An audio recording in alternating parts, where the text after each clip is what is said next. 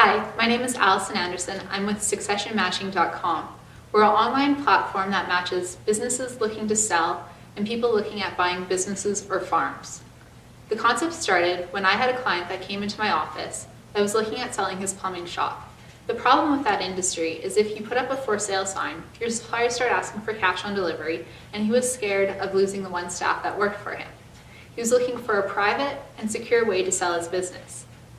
I'm on a mission right now. I want to change the conversation on how people get into business. I'm very passionate about business ownership, and I want you to consider the possibility of purchasing a business instead of starting a business. Statistically, people who buy a business are way more likely to succeed than those who start one. 10% of people who start a business are successful after 5 years, while 70% of people who purchase a business are successful after the same period. This is a number of factors, but the main one is the mentorship available.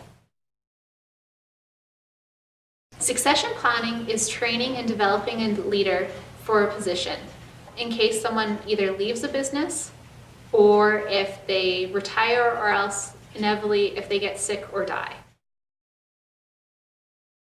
Succession planning is extremely important in all different types of organizations. Everything from internally in an organization, you cross-train people on a job so that they're able to do those responsibilities while you're gone on vacation.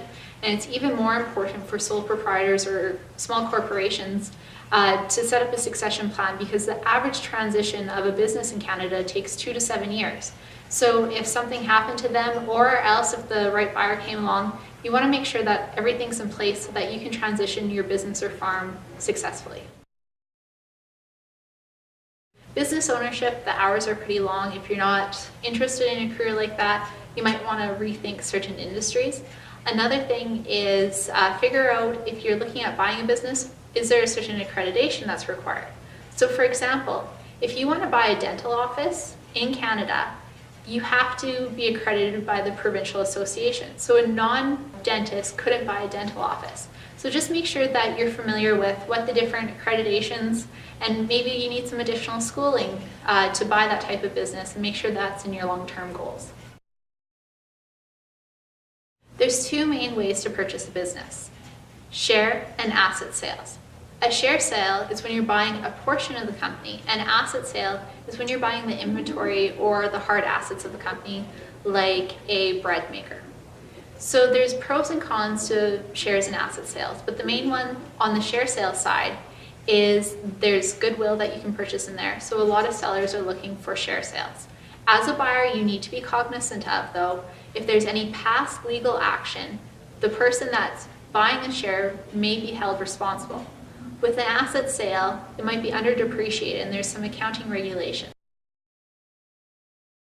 When you're purchasing a business, it's very important to involve a host of different experts that will help you with the purchase of the business.